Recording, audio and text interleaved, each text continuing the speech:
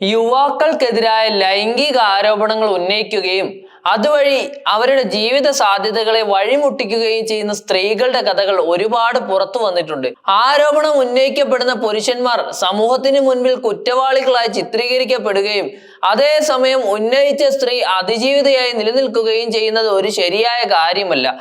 കുറ്റം ആരോപിച്ച് തെളിയിക്കപ്പെടുകയോ തെളിയിക്കപ്പെടാതിരിക്കുകയോ ചെയ്യുന്ന പക്ഷം സമൂഹത്തിന്റെ മുൻപിൽ അപരാധികളായി സൃഷ്ടിക്കപ്പെടുന്നത് പുരുഷന്മാർ തന്നെയാണ്. നിരപരാധിത്വം ബോധ്യപ്പെട്ടാലും പുരുഷന്മാർ സമൂഹത്തിന്റെ മുൻപിൽ അപ്പോഴും കുറ്റക്കാരായി തന്നെ നിലനിൽക്കുകയും ചെയ്യുന്നു എന്നുള്ളതാണ് യാഥാർത്ഥ്യം. ഇവിടെ രാഹുൽ മാങ്കൂട്ടത്തിലെ വിഷയം വന്നപ്പോൾ സ്ത്രീകൾ എല്ലാവരും അതിജീവിതയായി നിൽക്കുകയും രാഹുലിന്റെ പേര് പൊതുസമൂഹത്തിന്റെ മുൻപിൽ പ്രത്യക്ഷമാവുകയും ചെയ്തു.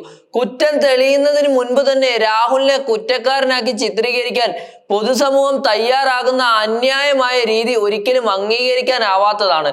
പോലീസ് അന്വേഷണം നടത്തി അതിൽ കുറ്റക്കാരെ കണ്ടെത്തി കോടതി ശിക്ഷ വിധിക്കും വരെ അയാൾ കുറ്റാരോപിതൻ മാത്രമാണ്. ഇവിടെ രാഹുൽ മാങ്കൂട്ടത്തിന്റെ ഭാഗത്ത് നിന്ന് നോക്കുമ്പോൾ കുറ്റാരോപിതനായി സമൂഹത്തിന് മുൻപിൽ തന്റെ പൊതുജീവിതവും വ്യക്തിമുഖവും നഷ്ടപ്പെടുത്തുമ്പോൾ മറുഭാഗത്ത് സേഫ് സോണിൽ ഇരുന്നാണ് അതിജീവിതമാർ രാഹുലിനെതിരെ രംഗത്തെത്തുന്നത്. അതിജീവിതമാരുടെ ശബ്ദം പോലും മാറ്റി നൽകുന്ന മാധ്യമങ്ങളും പൊതുപ്രവർത്തകരും യുവാക്കളുടെയും പുരുഷന്മാരുടെയും ഭാവിയെക്കുറിച്ച് എന്താണ് ചിന്തിക്കാത്തത്? ഭാവിയിൽ രാഹുൽ മാങ്കൂട്ടത്തിലിന്റെ നിരപരാധിത്വം ബോധ്യപ്പെട്ട് അദ്ദേഹം പുറത്തു വരുന്ന പക്ഷം അപ്പോഴും സമൂഹത്തിന്റെ മുൻപിൽ കുറ്റക്കാരനായി ചിത്രീകരിക്കപ്പെടുമെന്നുള്ള യാഥാർത്ഥ്യം പൊതുസമൂഹവും മാധ്യമങ്ങളും മനസ്സിലാക്കേണ്ടതുണ്ട്. ആരോപണ വിധേയനായി ആ വിഷയത്തെ നേരിട്ട് നിയമ പോരാട്ടം നടത്തി തന്റെ നിരപരാധിത്വം ബോധ്യപ്പെടുത്തി വരുമ്പോഴേക്കും അവർക്ക് നഷ്ടപ്പെടുന്ന മാനഹാനിക്ക് ആര് മറുപടി നൽകും?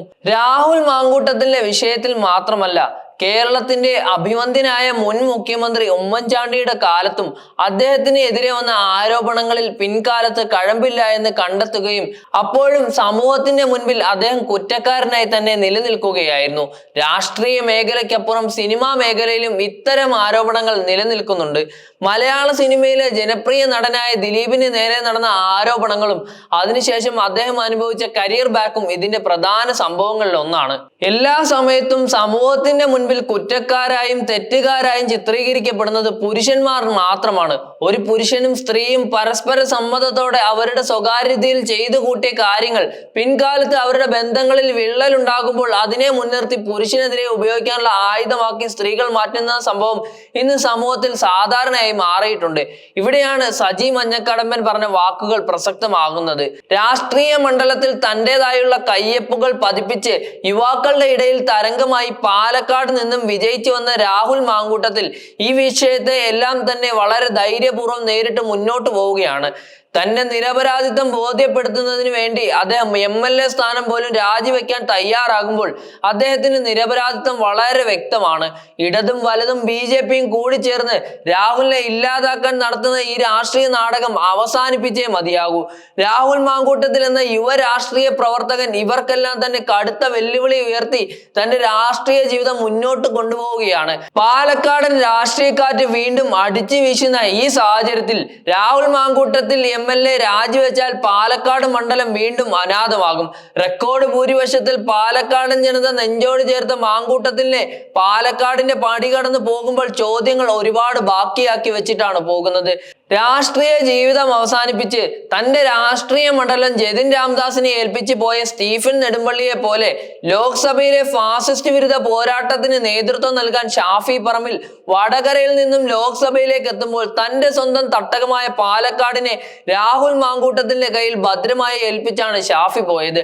ആ പാലക്കാട് മണ്ഡലത്തിന് ഏറ്റവും നല്ല രീതിയിൽ രാഹുൽ മാങ്കൂട്ടത്തിൽ കൈകാര്യം ചെയ്യുകയും ചെയ്തിട്ടുണ്ട്.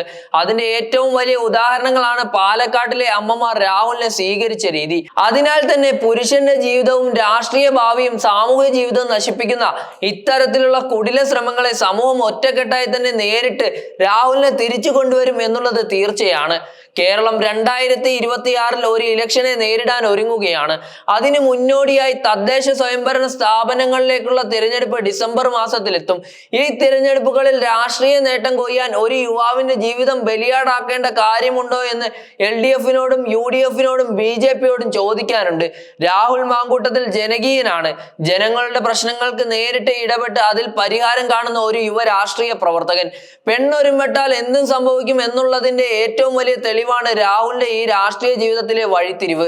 ഇപ്പോൾ VD സതീശൻ രാഹുൽ മാങ്കൂട്ടത്തിൽ രാജിവെച്ചേ മതിയാകൂ എന്ന് നിർബന്ധം പിടിക്കുമ്പോൾ അതിന്റെ പിന്നിലെ സംഭവങ്ങൾ വ്യക്തമായി തിരിച്ചറിയാനാകും. VD സതീശന്റെ ആജ്ഞകളെ മറികടന്ന് KC വേണുഗോപാലിന്റെ വാക്കുകൾക്ക് പ്രസക്തി നൽകുന്ന ഷാഫി പറമ്പിലിനെയും രാഹുൽ മാങ്കൂട്ടത്തിനെയും രാഷ്ട്രീയമായിട്ട് ഒതുക്കണം. അല്ലാത്ത പക്ഷം തന്റെ പക്ഷത്തുള്ള ആളുകൾക്ക് പാർട്ടിക്കുള്ളിൽ കടുത്ത പ്രതിസന്ധി നേരിടേണ്ടി വരും എന്നുള്ള യാഥാർത്ഥ്യം സതീശൻ മനസ്സിലാക്കിയിട്ടുണ്ട്. ഇതിനു വേണ്ടി നടത്തുന്ന നാടകമാണ് സതീശൻ ഇപ്പോൾ മുറവിളി കൂട്ടുന്ന രാഹുലിന്റെ രാജി. ഇനിയും വരുന്ന ദിവസങ്ങളിൽ രാഹുൽ മാങ്കൂട്ടത്തിനെതിരായി കള്ളക്കഥകൾ രാഹുൽ തന്നെ പൊളിച്ചടുക്കി കയ്യിൽ കൊടുക്കുമെന്ന് നമുക്ക് പ്രതീക്ഷിക്കാം.